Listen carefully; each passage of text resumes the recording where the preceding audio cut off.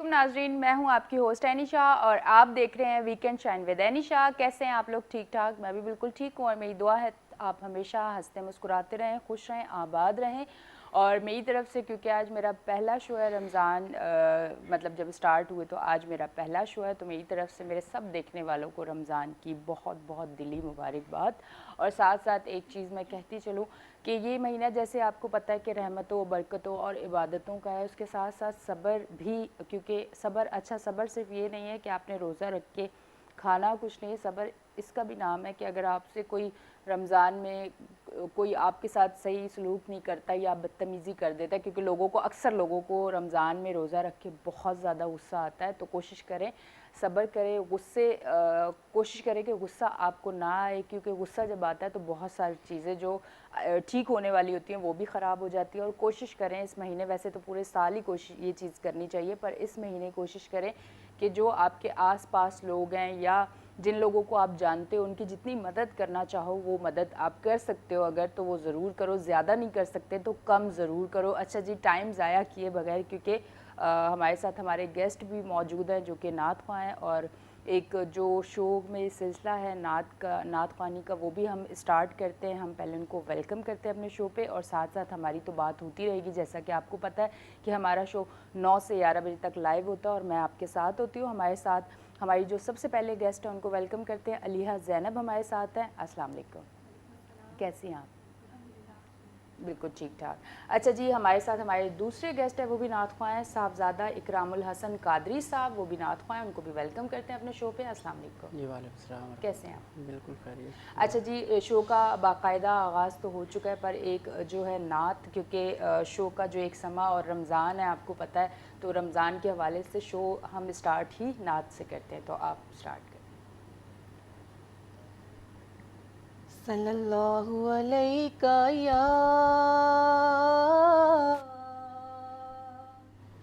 या रसूल अल्लाह वसल्लम अलैका या हबीब अल्लाह।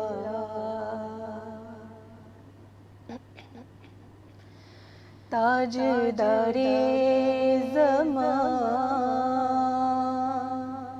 मालिके दो जहां, कब तेरे दर पे तेरा गुलाम आएगा, कब मैं देखूंगा गुंबद की हरियालियां, कब मदीने से मुझको प्याम आएगा, ताजदारे ज़मान। सोचता हूँ मदीने को जब जाऊंगा,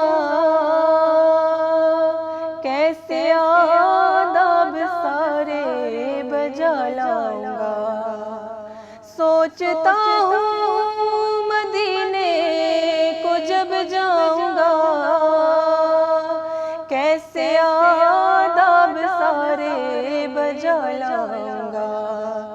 रोक लूंगा मैं सजदों से कैसे जबीं, जब वो काबे से भर कर मकाम आएगा, ताजदारी ज़मान।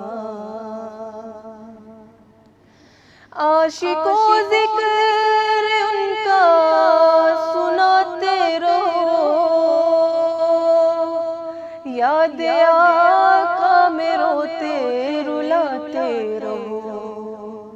आशिकों ज़िक्र उनका सुनाते रहो, याद आका में रोते रुलाते रहो। बस यही काम है वो खुदा की कसम,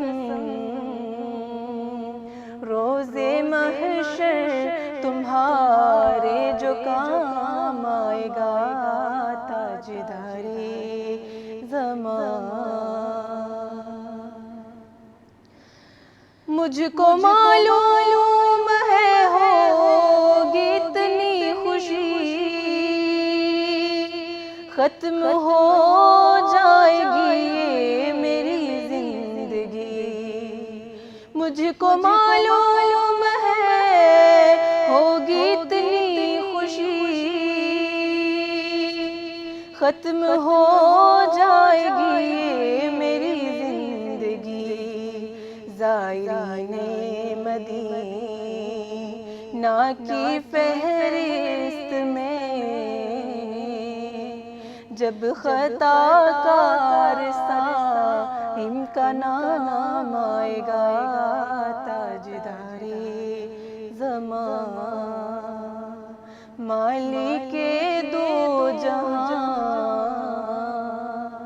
کب تیرے در پہ تیرا غلام آئے گا، کب میں دیکھوں گا گنبد کی ہریالیاں، کب مدینے سے مجھ کو پیام آئے گا، تاجدارِ زمان۔ سبحان اللہ، ماشاء اللہ۔ اچھا جی، میں ساتھ ساتھ آپ سے یہ پوچھنا چاہوں گی کہ یہ بتائیں رمضان کی روٹین آپ کی کس طرح سے ہوتی ہے؟ صبح سحری ہوتی ہے، سحری کرنے کے بعد پھر نماز کا ٹائم ہو جاتا ہے، نماز پڑھنے کے لیے مسجد میں اکثر آپ کو پتہ ہے کہ الحمدللہ ہمارا تو یہی شروع سے جب چھوٹے ہوتے تھے تو گھر سے یہی تعلیم ملی ہے کہ ہم مسجد میں جاتے ہیں، مسجد میں نماز پڑھنے کے لیے۔ تو رمضان کی تو بالکل پکی پابندی ہے کہ ہر حالت میں مسجد میں جانا ہے نماز پڑھنے کے لیے، صبح نماز پڑھنے کے لیے جاتے ہیں، اس کے بعد پھر قرآن مجید کی تلاوت کرتے ہیں، زیادہ سے زیادہ تقریباً ایک پارہ تو لازمی ہر صبح کی، اور اس کے بعد پھر آ کے اپنے اپنے کاموں میں مصروف ہو جاتے ہیں۔ پھر یہ روٹین ہے صبح اسٹارٹنگ کی جو ہے۔ اچھا، رمضان کی یہی آپ کی روٹین ہے، ٹھیک ہے جی۔ اچھا، آپ یہ بتائیں کہ نعت خوانی کا یہ سلسلہ کب شروع ہوا، کتنے عرصے پہلے شروع ہوا؟ مجھے بچپن سے ہی شوق تھا، اچھا، میرے گھر والوں کو شوق تھا، اور انہی کی وجہ سے شاید زیادہ ان کی سپورٹ تھی، ان کی دعائیں کہ میں بڑھتی گئی آگے، اور اس کے بعد پھر مجھے خود اتنا زیادہ شوق تھا، اور میں ابھی شاید بولنا سیکھا بھی نہیں ہوگا جب سے میں نے یہ اسٹارٹ کیا، اور بڑھتے بڑھتے پھر شوق پیدا ہو گیا کہ میں پھر ہاسٹل جاؤں، وہاں پر عالمہ بن جاؤں، حفظ کروں۔ پھر سب سے پہلے میں نے حفظ القرآن کیا، اس کے بعد پھر میں نے عالمہ کا کورس کیا، اور اس طرح اپنی اسٹڈی جیسے ہی مکمل کی تو اس کے بعد پھر میں نے کہا میں اس ہنر کو ذرا آگے لے کے آؤں، تو اس کے بعد پھر آن میڈیا آ کر میں نے نعت خوانی کا سلسلہ شروع کیا۔ اچھا، ویسے تو ہوتا ہے نا عموماً کہ فیملی میں اگر کوئی ہو تو بچہ اسی کو دیکھ کے وہ شوق پیدا ہوتا ہے، تو فیملی میں بھی کوئی اور ہے فیملی سے ایسا، یا آپ کے اندر خود سے یہ شوق تھا؟ فیملی میں کوئی بھی نہیں تھا، میری پھپھو تھی جنہوں نے سب سے پہلے مجھے بچپن میں ایک نعت سکھائی، تو پھر وہ میں نے پڑھنا شروع کی، تب بالکل چھوٹی سی تھی، آپ کو پتہ ہے بچے کیسے پڑھتے ہیں بچپن میں، تو انہوں نے سکھایا، اس کے بعد اتنا شوق پیدا ہو گیا کہ پھر خود بخود بس یہ سلسلہ جاری ہو گیا، لیکن خاندان میں کوئی بھی نہیں تھا۔ اچھا، ٹھیک ہے جی۔ اچھا، آپ بتائیں کہ آپ یہ نعت خوانی کا سلسلہ کتنے عرصے پہلے شروع ہوا، اور یہ شوق مطلب آپ کو کب پیدا ہوا؟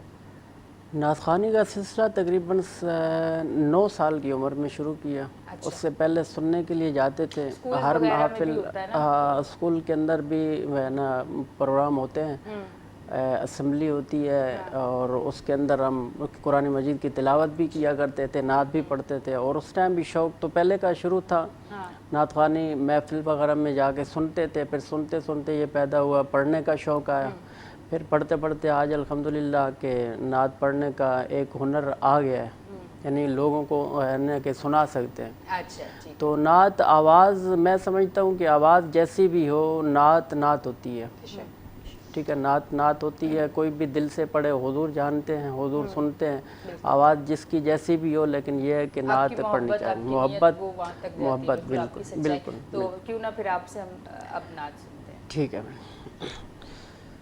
صلی اللہ علیہ یا رسول اللہ وسلم علیہ یا حبیب اللہ، تن من وارا جس نے دیکھا چہرہ کملی والے کا، تن من وارا جس نے دیکھا چہرہ کملی والے کا، اے مولا ایک بار ویکھا دے جلوہ کملی والے کا، اے مولا ایک بار ویکھا دے جلوہ کملی والے کا۔ اور ہر نعمتیں دیتا ہے خدا پر وار کے ان پر دیتا ہے، ہر نعمتیں دیتا ہے خدا پر وار کے ان پر دیتا ہے، کھاتا ہے یہ عالم سارا، کھاتا ہے یہ عالم سارا، صدقہ کملی والے کا، کھاتا ہے یہ عالم سارا، صدقہ کملی والے کا۔ اور ہوگی طلب تیری نہ پوری، دور کریں گے وہ دوری، ہوگی طلب تیری نہ پوری، دور کریں گے وہ دوری،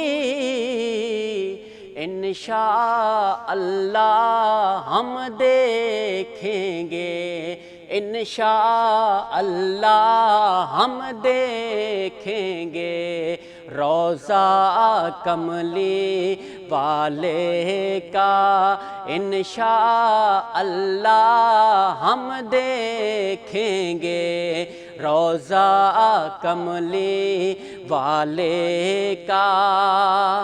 اور قبر میں جب پوچھیں گے فرشتے کہ اپنا تعارف پیش کرو، کہ قبر میں جب پوچھیں گے فرشتے کہ اپنا تعارف پیش کرو، تو کہہ دوں گا کہ میں تو ہوں بس، کہہ دوں گا کہ میں تو ہوں بس منگتا کملی والے کا، کہہ دوں گا کہ میں تو ہوں بس منگتا کملی والے کا۔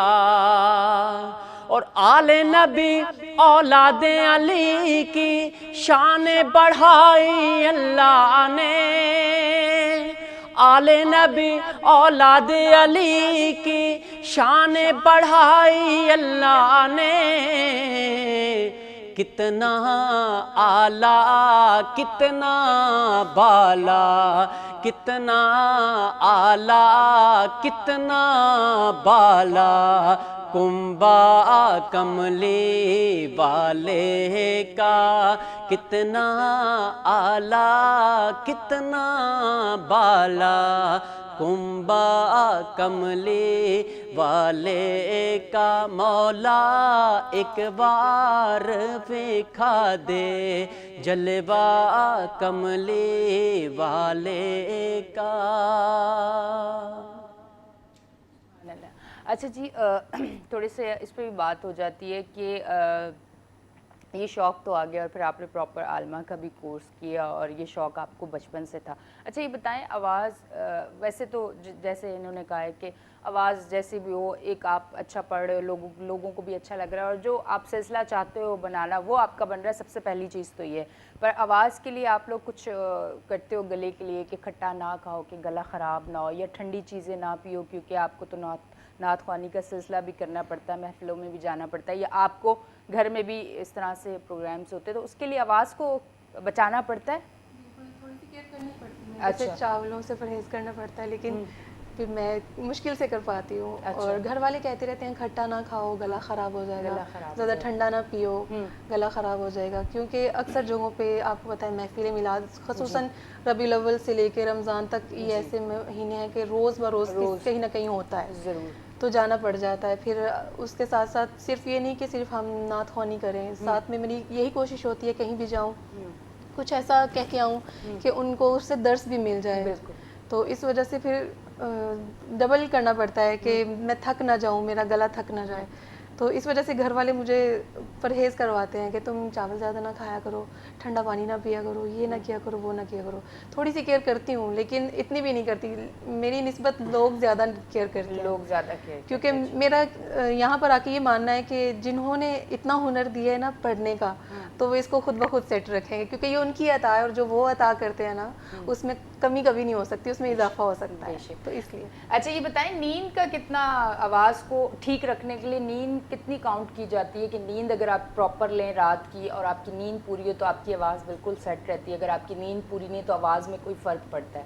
نہیں فرق پڑتا ہے, کیونکہ آج کے ہمارے گیسٹ نعت خواہ ہیں تو ان چیزوں پہ ضرور بات کرنی چاہیے. نہیں بالکل بالکل نیند ضروری ہے. رات کا ٹائم, نیند کا اصل جو ٹائم ہے وہ رات کا ہے. عشاء کے بعد جو فجر تک, میرے آقا دو جہاں حضور علیہ الصلوۃ والسلام نے بھی رات کو جلدی سونے کا حکم دیا ہے کہ آپ جلدی سوئیں.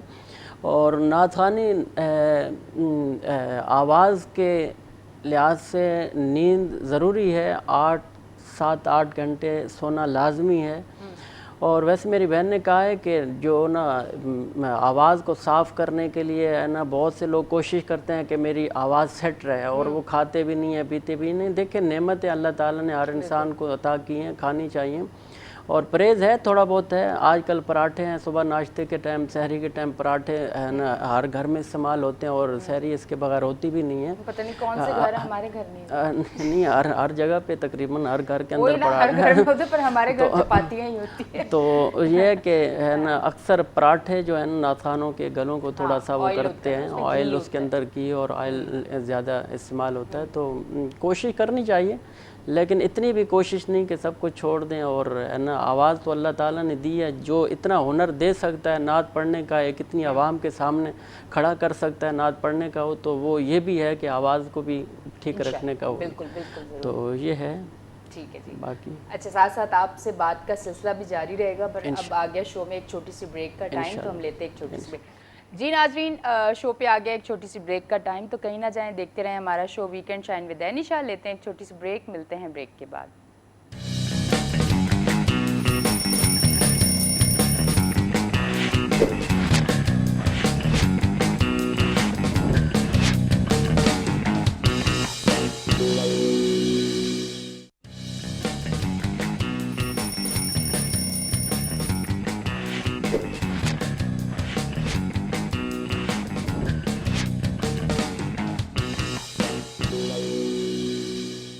ویلکم بیک جی ناظرین, ہم بریک سے واپس آ گئے ہیں اور آپ دیکھ رہے ہیں ویکینڈ شائن ود اینشا. ہمارے ساتھ موجود ہیں جی ہمارے دو گیسٹ. اچھا علیحہ یہ بتائیں کہ پہلے آپ سے سوال پوچھتی پھر ان سے پوچھوں گی کہ عورتوں کو رمضان میں بہت زیادہ غصہ آتا ہے. ایک تو گرمی رمضان میں ہے 3-4-5 سالوں سے, دوسرا پھر کام کا لوڈ زیادہ ہو جاتا ہے, بچے بھی تنگ کرتے ہیں. تو رمضان میں یہ بتائیں کہ غصہ کرنا, کہتے ہیں نا صبر اور ان ساری چیزوں کو اپنی لائف سے دور کر دیں, کم از کم رمضان کے مہینے میں, پورے سال تو ہم کر نہیں سکتے.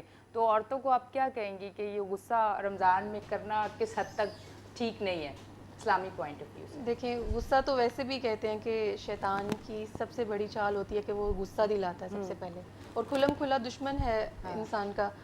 تو خصوصاً رمضان المبارک میں کہہ دیا جاتا ہے کہ شیطانوں کو قید کر لیا جاتا ہے, اور یہاں پر یہ انسان سازی کا مہینہ ہے. اور اگر ہم اس میں بھی خود کو نہیں بنائیں گے, اس میں خصوصاً عورتوں کو چاہیے کہ وہ اپنے آپ پر زیادہ سے زیادہ کنٹرول رکھیں, کیونکہ غصہ تو انسان کو اسپیشلی بھوک کی حالت میں بہت آتا ہے. تو اور اوپر سے کام بھی ہوتے ہیں گھر کی, افطاری بھی بنانی ہوتی ہے, بچوں کا شور الگ ہوتا ہے. تو اگر رمضان کے مہینے میں بھی ہم غصہ کریں گے, صبر سے کام نہیں لیں گے اور اپنے شوہر کی اچھی شوہرداری نہیں کریں گے, تو پھر میرے خیال سے تو پھر وہ انسان سازی کا مہینہ نہیں رہے گا. کیونکہ خداوند تعالیٰ کہتے ہیں کہ جس طرح سے ماہ شعبان رسول اکرم صلی اللہ علیہ وآلہ وسلم کا مہینہ ہے, تو خدا نے کہا ہے کہ میرا جو مہینہ ہے وہ ماہ رمضان المبارک ہے, کیونکہ جو بھی اس میں داخل ہو جاتا ہے اس کے تمام کاموں کو انجام دیتا ہے, تقوی اختیار کرتا ہے, تو اس کے لیے تو جنت خدا نے واجب کر دی ہے, جنت کے دروازے اس کے لیے کھول دیے. تو ہم لوگوں کو چاہیے, خصوصاً عورتوں کو چاہیے کہ صرف عورت نہیں بلکہ میرے خیال سے تو ساتھ مردوں کو بھی چاہیے. نہیں خیال سے کیا, بالکل مردوں کو بھی بالکل ان کو بھی چاہیے کہ کمپرومائز کریں, ایسا نہ ہو کہ ایک کرتا رہے اور دوسرا اس کو غصہ دلائے, تو پھر ایسا بھی مشکل ہو جائے گا. تو کتنا انسان خود کو کنٹرول کر سکتا ہے. بے شک انسان خطاؤں کا مجسمہ ہے, لیکن اگر ہم کنٹرول نہیں کریں گے تو مشکل ہے, پھر گھر کا ماحول خراب ہوگا. اگر ہمیں کسی کو, کیونکہ ہر کام میں کسی نہ کسی ایک کو ہمیں نمونہ عمل رکھنا چاہیے, کوئی آئیڈیل ہو جس کو ہم فالو کریں. تو میرے خیال سے کہ عورتوں کے لیے حضرت زہرا سلام اللہ علیہا سے بڑی کوئی ہستی نہیں ہے کہ جن کو وہ اپنے لیے نمونہ عمل رکھیں, ان کے نقش قدم پر چلیں. ہم بی بی کو دیکھتے ہیں کہ کس طرح سے انہوں نے اپنے گھر میں گھرداری کی ہے, اگر شوہر ہیں تو ان کے لیے کس طرح سے نمونہ عمل بن کے رہی ہیں. امام علی علیہ الصلوۃ والسلام گھر سے باہر کے تمام کام دیکھا کرتے تھے اور آپ گھر کے تمام کام دیکھا کرتی تھیں, اور آپ تو پھر ان کے لیے نمونہ عمل بن گئی ہیں کہ جو جتنی بھی عورتیں ہیں ان کے لیے بھی, کہ دیکھیں اگر بیوی جب بچی ہیں, بیٹی ہیں, تو ان کے لیے رحمت بن گئی ہیں کہ جو خود رحمت للعالمین ہے. اور ہر ماں جو ہوتی ہے وہ اپنے بچوں کے لیے ماں ہوتی ہے, لیکن واحد کائنات میں یہ حضرت زہرا کی ہستی ہے کہ جو اپنے بابا کے لیے ماں کا درجہ پایا ہے, کہ جن کو رسول کہہ رہے ہیں کہ ام ابیہا, اپنے بابا کی ماں. اور دوسری طرف ہم دیکھتے ہیں کہ جب ایک بیٹی ہے اس کے بعد اس کے اوپر دوسرا مرحلہ آتا ہے ایک عورت پر, وہ ہوتا ہے زوجہ کا. اور زوجہ وہ ہوتی ہے کہ جو اپنے شوہر کا ایمان کامل ہوتی ہے. لیکن ہم دیکھتے ہیں کہ بی بی کے لیے کون سے ایمان کامل, کن کے لیے ایمان کامل بن رہی ہیں, کہ جو خود کل ایمان ہے, اسد اللہ الغالب علی بن ابی طالب علیہ الصلوۃ والسلام ہیں, ان کے لیے بھی ایمان کامل بن رہی ہیں. تو پھر اس کے بعد ان کا ہر طرح سے وہ ہر موڑ پہ ساتھ دے رہی ہیں, کیونکہ ان کے جانے کے بعد آپ کے اس جملے سے پتہ چل جاتا ہے کہ آپ کس طرح سے ان کو ہر کام میں اپنا مددگار پاتے تھے. آپ نے جب چلی گئی ہیں اس دنیا سے, رحلت فرما گئی ہیں, تو حضرت علی علیہ الصلوۃ والسلام فرماتے ہیں کہ فاطمہ زہرا کے جانے کے بعد میں تنہا ہو گیا ہوں, میرا کوئی مددگار نہیں, میرا کوئی ساتھی نہیں. پھر ہم تیسری جانب دیکھتے ہیں کہ جب تیسرا مرحلہ ایک عورت پر آتا ہے تو وہ یہ ہوتا ہے کہ وہ ماں بنتی ہے, اور ماں بن کے صرف یہ نہیں کہ بچے کو پیدا کر دینا, اگر اس کی اچھی تربیت نہیں کرتے, اچھی طرح اس کو یہ نہیں سکھاتے ہم اگر کہ تم نے معاشرے میں کیسے رہنا ہے. کیونکہ آج کل جو ہم دیکھتے ہیں وہ دیکھنے میں یہی آتا ہے کہ بچوں کو زیادہ خود غرضی ہوتی ہے کہ بس میں ہو جائے, دوسرے کی طرف نہیں دیکھتے. تو میرے خیال سے اگر ان بچوں کی بھی تربیت کا معاملہ بہت, بلکہ سب سے اہم جو معاملہ ہے وہ بچوں کی تربیت کا ہے. بچوں سے ہی جو ہے بعد میں آ کے معاشرہ اور زمانہ بنتا ہے. اور آخری جملہ پیش کرنا چاہوں گی کہ فاطمہ زہرا سلام اللہ علیہا جب اس مرحلے میں بھی داخل ہوئی ہیں تو دیکھیے کہ ان بیٹوں کے لیے جنت لے کر آ رہی ہیں کہ جو خود جوانان جنت ہیں, کے سردار ہیں. تو میرے خیال سے ہمیں ان سے بہترین نمونہ عمل اور آئیڈیل ہستی کوئی نہیں مل سکتی. بالکل. تو ان کو اگر فالو کریں گے تو رمضان تو کیا تمام مہینوں میں خدا ہم سے بالکل راضی ہوگا, راضی رہے گا, اور زندگی ہماری بہت خوبصورت ہو جائے گی. اچھا جی, آپ سے میں ایک سوال پوچھنا چاہوں گی کہ رمضان کا مہینہ ہے, مجھے یہ بتائیں کہ جوان کی توبہ اور جوان جو, کیونکہ کہتے ہیں نا بڑھاپے میں تو آپ نماز بھی ادا کرتے ہو, اللہ سے معافی بھی مانگتے ہو, توبہ بھی کرتے ہو اپنے گناہوں پہ, پر اگر ایک جوانی, کیونکہ کہتے ہیں نا جوانی خود ایک اپنے آپ میں بہت وہ چیز ہوتی ہے, جوش ہوتا ہے انسان کے اندر, تو اس ٹائم پہ اگر آپ 5 وقت کی نماز اگر پڑھتے ہو, اللہ سے توبہ کرتے ہو, گناہوں سے دور رکھتے ہو, تو اس کی کیا فضیلت ہے, اور خدا کتنا خوش ہوتا ہے, اور وہ توبہ کتنی جلدی قبول ہوتی ہے, اس پہ تھوڑی سی اگر ہم بات کریں. دیکھیں نماز تو ویسے جب چھوٹے ہوتے ہیں تو ویسے ہی دیکھ دیکھ کے ہم نماز پڑھنا شروع ہو جاتے ہیں, ٹھیک ہے نا. وہ گھر کا ماحول اگر آپ کا ایسا ہو, گھر کا ماحول اگر ایسا ہو, والدین نمازی ہوں تو بہن بھائی نمازی ہوں تو ہم دیکھ دیکھ کے نماز پڑھنا شروع ہو, وہ تو ویسے ہی دیکھا دیکھا, ٹھیک ہے. اصل جو پتہ چلتا ہے وہ جوانی میں پتہ چلتا ہے کہ آپ اللہ اور اس کے رسول سے کتنا پیار کرتے ہیں, نبی کے صحابہ کرام, نبی کی اہل بیت سے کتنا پیار کرتے ہیں.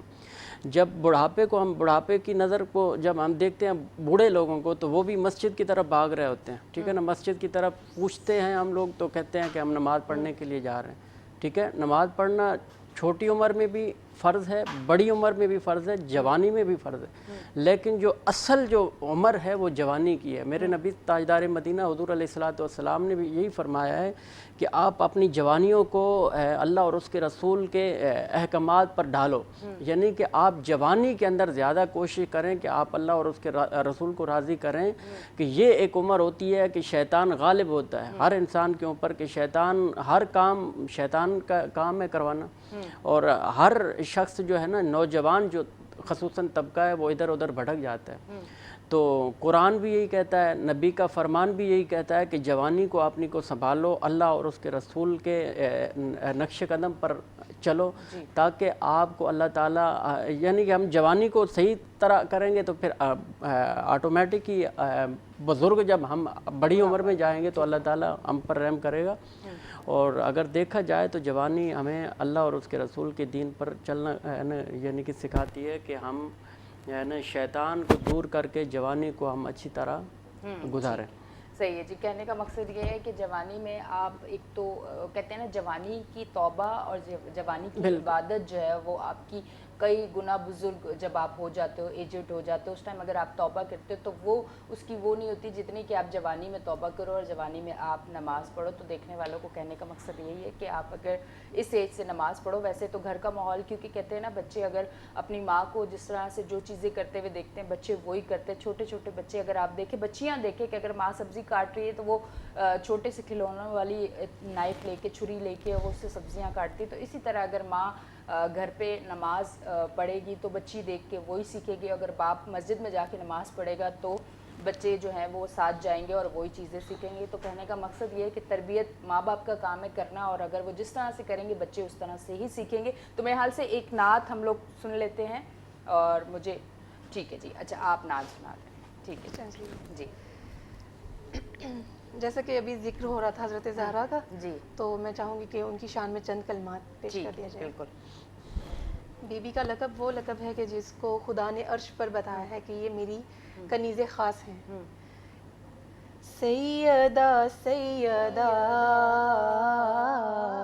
سیدہ سیدہ سیدہ سیدہ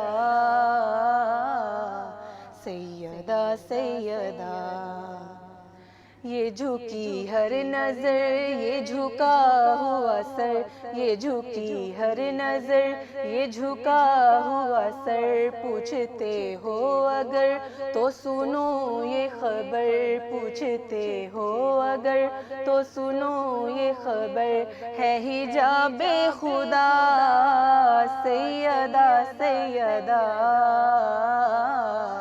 سیدہ سیدہ، جو علی سب کی حاجت روائی کرے،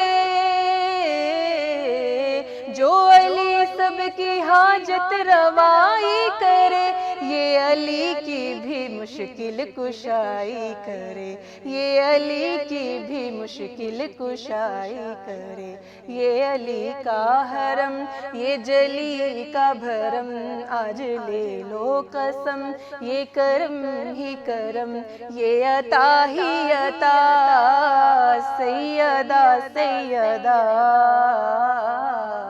سیدہ سیدہ سیدہ سیدہ سیدہ سیدہ، جس کی تعظیم اٹھ کے نبوت کرے، نبوت کا لفظ یہاں پہ انہوں نے اس لیے یوز کیا ہے کیونکہ نبی آخر تھے ہمارے، خاتم النبیین، تو ہم یہ نہیں کہیں گے کہ صرف ایک نبی کھڑے ہو رہے ہیں بلکہ پوری نبوت کھڑی ہو رہی ہے۔ جس کی تعظیم اٹھ کے نبوت کرے، جس کی تعظیم اٹھ کے نبوت کرے، باپ ہو کے بھی ام ابیہا کہے، باپ ہو کے بھی ام ابیہا کہے، تو کنیز جلی تو شبیہ نبی، دو محمد تیرے اور دونوں سخی بے کسوں کی صدا، سیدہ سیدہ سیدہ سیدہ، تیرے سر پہ یہ چادر ہے تطہیر کی. انہی کے متعلق قرآن میں خداوند تعالیٰ کتنا فرما رہے ہیں پیارا ارشاد کہ انما یرید اللہ لیذھب عنکم الرجس اہل البیت ویطہرکم تطہیرا، کہ میں نے اہل بیت محمد کو اس طرح سے رجس سے دور کر دیا ہے، اہل بیت آپ کو اس طرح سے رجس سے دور کر دیا ہے، ناپاکی سے دور کر دیا جس طرح سے پاک رکھنے کا حق ہے. کتنی خوبصورت شاعری کرتا ہے شاعر، کہتا ہے تیرے سر پہ یہ چادر ہے تطہیر کی، تیرے سر پہ یہ چادر ہے تطہیر کی، اور پاؤں میں جنت ہے شبیر کی، اور پاؤں میں جنت ہے شبیر کی. تیرا گھر ہے عدن تیرا بیٹا حسن، تیری چادر تلے آ گئے پنجتن، تو حدیث کسا سیدہ سیدہ سیدہ سیدہ سیدہ سیدہ سیدہ سیدہ. اچھا جی، اس کے بعد مختصر سی نعت آپ سے بھی سنیں گے. جیسا کہ آپ کو پتہ ہے ہمارے سیگمنٹ ہوتے ہیں تو اس کا ٹائم ہمارے پاس تھوڑا سا کم رہ گیا، تو اب آپ سے سنیں گے. حال دل کس کو سنائیں، آپ کے ہوتے ہوئے، حال دل کس کو سنائیں، آپ کے ہوتے ہوئے، کیوں کسی کے در پہ جائیں، آپ کے ہوتے ہوئے. اور میں غلام مصطفیٰ ہوں، یہ میری پہچان ہے. میں غلام مصطفیٰ ہوں، یہ میری پہچان ہے. غم مجھے کیوں کر ستائیں، آپ کے ہوتے ہوئے. غم مجھے کیوں کر ستائیں، آپ کے ہوتے ہوئے. اور اپنا جینا اپنا مرنا بس اسی چوکھٹ پہ ہے. اپنا مرنا اپنا جینا بس اسی چوکھٹ پہ ہے. ہم کہاں سرکار جائیں، ہم کہاں سرکار جائیں، آپ کے ہوتے ہوئے. حال دل کس کو سنائیں، آپ کے ہوتے ہوئے، کیوں کسی کے در پہ جائیں، آپ کے ہوتے ہوئے. بہت بہت شکریہ آپ ہمارے شو میں آئے. جیسا کہ آپ کو پتہ ہے ٹائم کا پتہ ہی نہیں چلتا سیگمنٹ کیسے جو ہے ٹائم چلا گیا، پر اگلا سیگمنٹ ابھی ہمارا ہے. آپ کا بہت بہت شکریہ، آپ تشریف لے کے آئے. اور ناظرین ابھی آپ نے کہیں نہیں جانا، ہمارا شو دیکھتے رہنا ہے کیونکہ ہمارا شو 11 بجے تک لائیو ہے. ابھی ہم لیں گے ایک چھوٹی سی بریک اور ملتے ہیں بریک کے بعد.